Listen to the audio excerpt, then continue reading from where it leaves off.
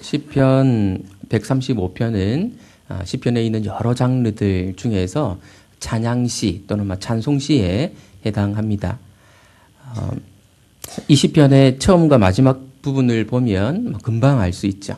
1에서 3절을 보면 여호와를 찬양하라, 찬송하라 그렇게 촉구하고 있고, 또 마지막 부분에 있는 19절에서 21절을 보면 또 여호와를 송축하라, 찬양과 유사한 말인데요. 송축하라 이렇게 촉구를 하고 있습니다. 그래서 전체적으로 시편 135편은 하나님을 찬양하라는 그런 부르심을 우리에게 주고 있는 그런 시편입니다. 그리고 대부분의 찬양시들은 찬양하라고 얘기를 하고 난 이후에 하나님을 찬양해야 되는 이유가 무엇인지를 이렇게 설명해 주거든요. 오늘 방금 읽었던 시편 135편에서 여호와를 찬양해야 되는 그 이유를 시인은 5절부터 18절에서 길게 설명을 하고 있습니다. 한마디로 말하면 여호와는 위대하신 분이기 때문에, 여호와는 위대하시기 때문에 찬양해야 된다 이렇게 말하고 있습니다. 우리의 찬양이 때때로 활기차지 못하고 내가 스스로 느끼기에도 좀 밋밋하게 찬양하는 것 같다라고 여기는 것은 이 하나님의 위대하심을 실감하지 못하기 때문이 아닌가 그런 생각이 듭니다. 하나님은 위대하시다, 높임을 받으시기에 충분하시다라는 고백은, 그런 말은 쉽게 할 수 있지만 실제로 그 말의 의미를 우리가 축소하고 있지 않을까 이런 생각이 드는 것이죠. 시는 하나님의 위대하심을 언급하면서 우선 창조에서 그 위대하심을 찾고 있습니다. 하늘과 땅과 바다와 땅의 깊은 곳을 하나님이 만드셨다 이렇게 말하고 있습니다. 아마도 이 자리에 계신 분들 가운데에서 하나님이 이 모든 것을 창조하셨다는 사실을 인정하지 않는 분은 계시지 않을 것입니다. 그럼에도 불구하고 하나님이 이 모든 것을 창조하셨다는 얘기를 들으면서 그렇게 크게 놀라워하지도 않는 것 같습니다. 우리는 너무 잘 알고 있고 익숙해져 있기 때문에 우리에게 오는 그런 충격이 좀 약화되지 않았나 이런 생각이 드는 것이죠. 시인은 하나님이 이 세상을 창조하신 일에 대해서 크게 놀라워할 것을 요청합니다. 그래야 하나님의 위대하심을 찬양할 수 있기 때문에 그렇죠. 창조주이신 하나님의 위대하심을 어쩌면 가장 실감나게 느끼는 사람들은 과학자일지 모르겠습니다. 그 중에서도 천문학자, 우주를 연구하는 천문학자들일지 모르겠습니다. 제가 그 책들을 통해서 알고 있는 어떤 전문학자는 우주를 연구하면서 그 크기에 압도당해서 하나님의 크심과 상대적으로 인간의 그 왜소함을 이렇게 고백했던 그런 책들을 본 적이 있습니다. 우주를 연구하다 보면 하나님이 얼마나 위대하신가 하는 것을 알게 되는 것이죠. 어쩌면 그 과학자들이 크리스찬인 우리보다도 하나님의 위대하심을 더 깊이 인식하고 있는지 모르겠습니다. 얼마 전에 우리 교회의 한 권사님이 심장에 이상이 생기셔서 병원에 입원하신 일이 있었습니다. 심장에 문제가 있었기 때문에 자연스럽게 병원을 방문했던 그 분들이 심장에 대해서 이런저런 이야기들을 나누었습니다. 근데 우리 성도님들은 심장이 어떻게 뛰는지 혹시 생각해 보셨습니까? 의사들 말에 의하면 전기 신호에 의해서 심장이 뛴다고 하더라고요. 그러니까 몸에 전기가 생겨서 심장이 뛰는데 심장이 멎을 것 같으면 전기 충격기를 가잖아요. 그래서 이제 심장이 다시 뛰게 만드는데, 근데 의사들 말이 자기들도 어떻게 심장에 전기 신호가 생겨서 심장이 뛰게 만드는지 그 이유를 전혀 알 수 없다고 얘기하면서 그 심장이 전기에 의해서 뛰게 만드는 것은 신의 영역이라고, 하나님의 영역이라고 이렇게 고백을 하더라고요. 의사의 말로. 이렇게 과학을 연구하는 사람들은 하나님의 그 위대하심을 그런 식으로 좀 경험하는지 모르겠습니다. 그리고 어쩌면 우리는 태풍을 경험할 때, 또 어쩌다 한 번씩 일어나는 지진을 경험할 때 자연의 힘이 얼마나 무서운가 하는 것을 경험하지요. 근데 이 모든 것을 하나님이 창조하셨다는 것, 그리고 하나님이 그것을 통제하신다는 것입니다. 그것을 통해서 우리는 부분적으로 하나님의 위대하심을 고백할 수 있을 것 같습니다. 우리는 예수님이 풍랑이 있는 바다를 잠잠케 하신 사건을 잘 알고 있습니다. 그것을 창조하셨기 때문에 그것을 잠잠케 하실 수 있는, 다스릴 수 있는 능력도 예수님께 있다는 사실이 그 사건을 통해서 드러난 것이죠. 앞으로 하나님은 이렇게 크고 놀라운 하늘과 땅을 완전히 새롭게 만드시는, 재창조하시는 능력도 보여주실 것입니다. 그날을 볼 수 있는 그런 저와 여러분들 되시기를 바랍니다. 시인은 하나님의 이 위대하심이 인류 역사 안에서도 나타났다고 말합니다. 그것을 어떻게 알 수 있습니까? 하나님이 이스라엘 역사에 개입하신 사건을 통해서 우리는 하나님이 인류 역사에서도 개입하신 분이다라는 사실을 알 수 있습니다. 온 우주를 창조하시고 다스리시는 하나님의 능력이 이스라엘에 개입한 것이죠. 우리는 이것을 구속사라고 얘기를 합니다. 하나님이 인류의 구속에 간섭하시고 개입하셔서 역사 가운데 하나님이 일하시는 그 모습을 드러내신 사건, 역사, 그것을 구속사라고 얘기를 하지요. 우리는 이스라엘의 구속이 쉽게 이루어지지 않았다는 사실을 또 우리 성경책을 통해서, 구약 성경을 통해서 잘 알고 있습니다. 당시의 초강대국이었던 애굽은 그들의 노예였던 이스라엘을 쉽게 내보내려고 하지 않았습니다. 그때 하나님의 그 창조의 능력이 10가지 재앙으로 나타나게 되었죠. 그리고 가나안 땅은 텅 비어 있는 땅이 아니었습니다.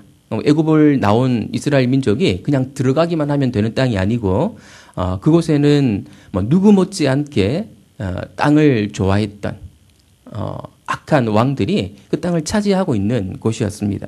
근데 하나님은 태양과 달이 멈추게 하시는 능력 등을 발휘하셔서 그 땅을 그들에게서 빼앗아서 이스라엘에게 사실 주신 것이거든요. 물론 이 모든 것들은 인류 전체를 구원하기 위한 하나님의 구속의 역사의 과정일 뿐이었습니다. 하나님은 이스라엘만 사랑하시고 열방은 미워하시는 것이 아니고 그 당시 악한 열방을 심판하시면서 그 과정을 통해 온 인류를 구원하시고자 하셨던 것이죠. 단지 이스라엘은 하나님의 은혜를 받는다고 하는 것이 무엇인지를 보여주는 일종의 샘플의 역할을 했다. 그렇게 말할 수 있습니다. 하나님이 은혜를 베푸시면 이렇게 땅도 기업으로 주신다라는 것을 우리에게 보여주시기 위해서 그런 역사적인 과정들이 있었던 것이죠. 어쨌거나 이스라엘의 출애굽은 하나님의 위대하심을 보여주는 사건임에 틀림없습니다. 노예였던 민족의 부르짖음을 들으시고 그들을 구속하셔서 땅까지 주시다니요. 하나님은 정말 위대하신 분이다라고 말할 수밖에 없는 것이죠. 역사상 전례가 없는 그런 일이었거든요. 우리는 좀 실감하지 못할 수 있는데 이스라엘은 이 일을 자기들의 역사로 갖고 있기 때문에 두고두고 하나님을 찬양할 거리로 생각할 것입니다. 그런데 하나님의 이 위대하심이 우리와 무슨 관계가 있단 말입니까? 우리와 관계가 있다는 사실을 알 때 이 위대하심을 두고 하나님을 찬양할 수 있겠지요.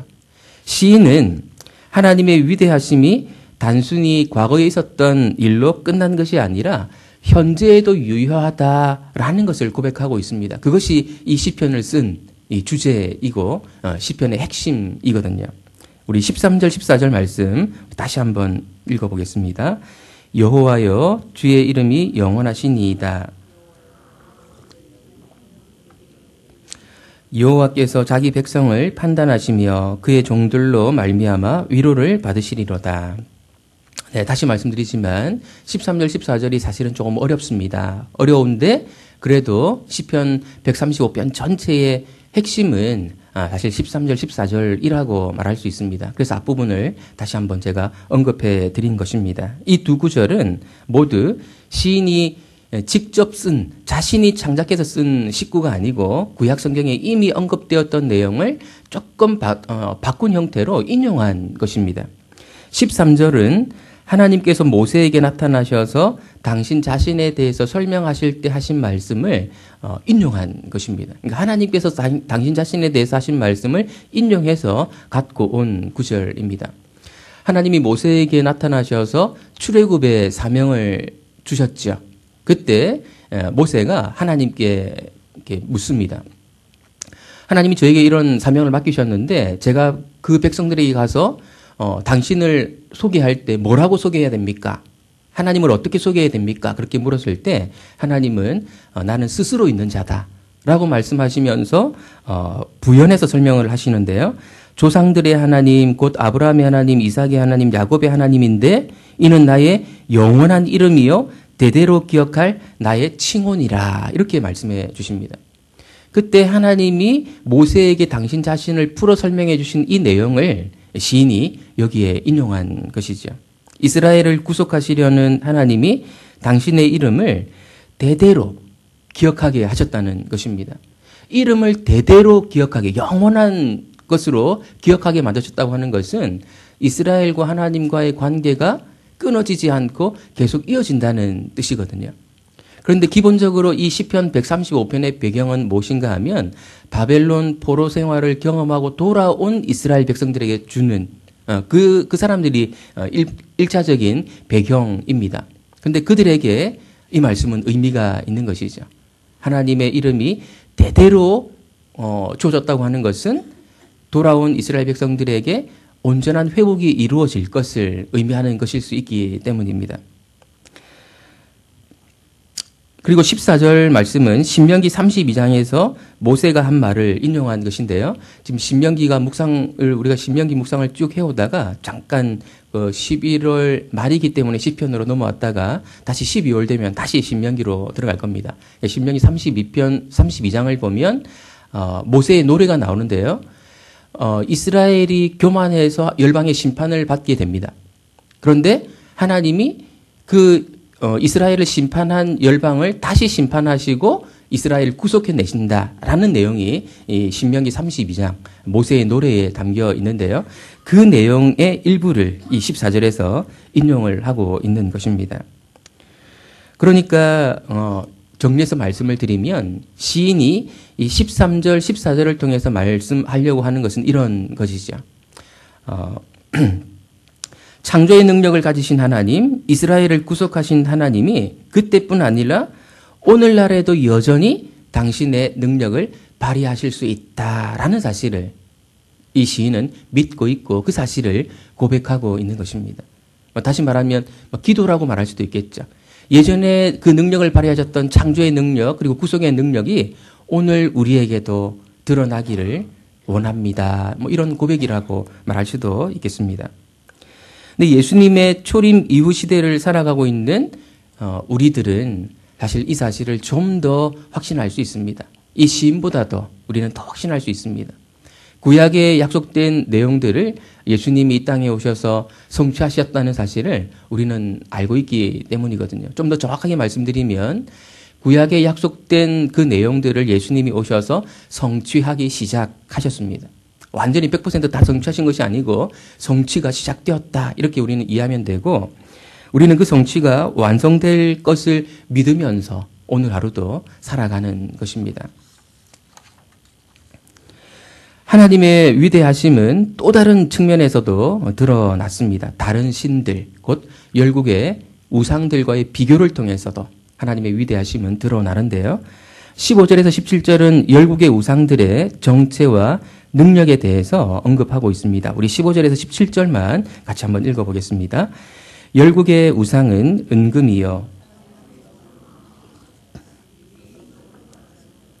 눈이 있어도 보지 못하며 귀가 있어도 듣지 못하며 그들의 입에는 아무 호흡도 없나니. 열국의 우상의 정체는 진짜 신이 아니라 사람의 손으로 만든 것에 불과하다라는 것입니다. 그래서 입이 있어도 말하지 못하고 눈이 있어도 보지 못하고 귀가 있어도 듣지 못하는 존재일 뿐이다라는 것이죠. 한마디로 말하면 살아있지 않다라는 것입니다.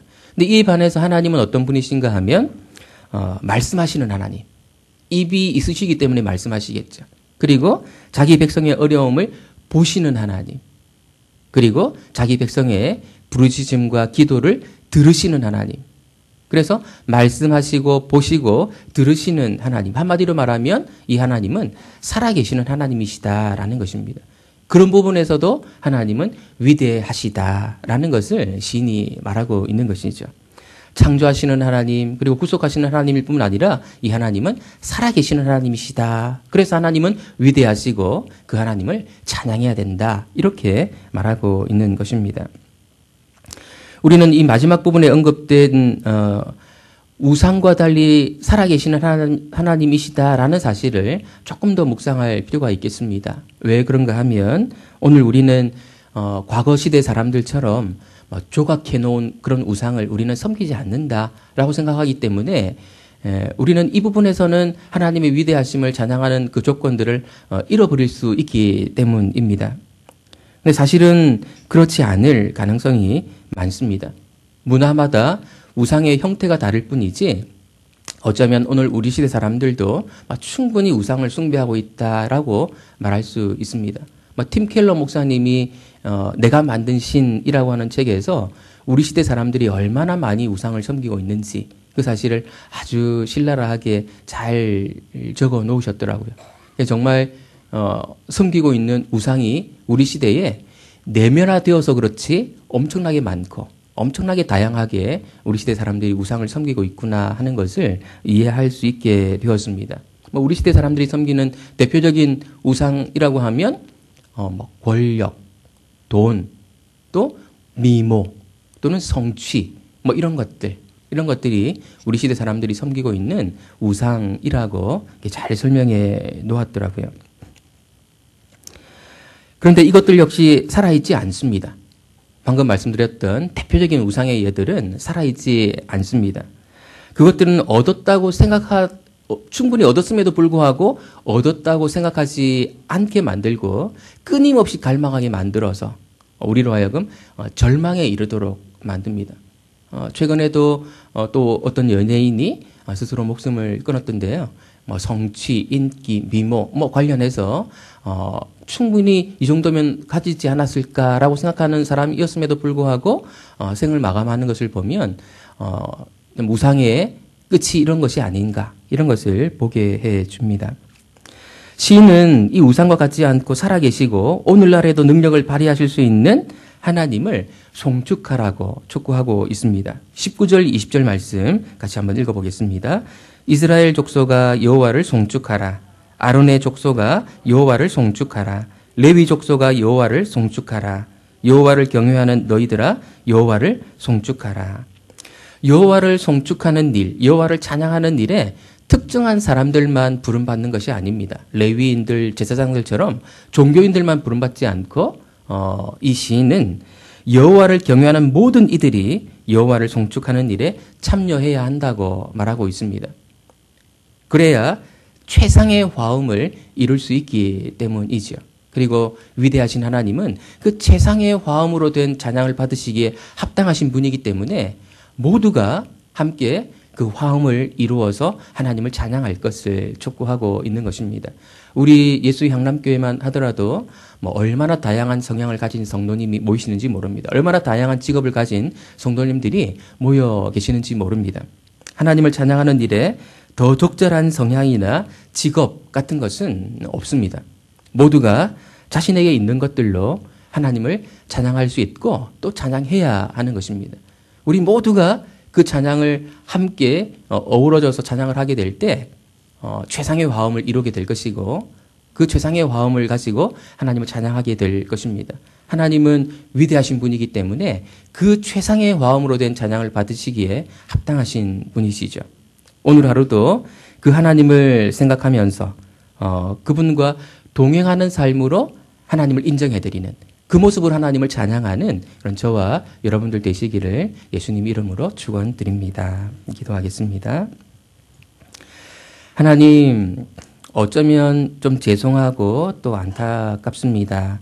하나님의 위대하심을 충분히 우리가 이해하고 알고 있다면 정말 최고의 찬양을 드려도 늘 부족한 마음을 느낄 텐데 그 하나님의 위대하심을 제대로 실감하지 못해서 마땅히 받으시기에 합당한 그 찬양을 온전히 드리지 못하고 너무나도 부분적이고 또 제한적인 찬양을 드리고 있지 않나 그런 생각을 하게 됩니다. 하나님의 창조 그리고 하나님의 구속 또 다른 신들과 구별되는 살아계신 하나님의 모습을 저희가 잘 묵상하면서 받으시기에 합당한 찬양을 좀 더 나은 모습으로 올려드리고 싶습니다. 특별히 오늘 하루는 이 하나님을 기억하면서 또 그 하나님과 동행하는 삶을 살아감으로써 하나님을 찬양하는 하루가 되게 하고 싶습니다. 오늘 하루 저희들이 드리는 여러 모양의 찬양을 기쁘게 흠향해 주옵소서. 예수님의 이름으로 기도드립니다. 아멘. 하늘에 계신 우리 아버지여.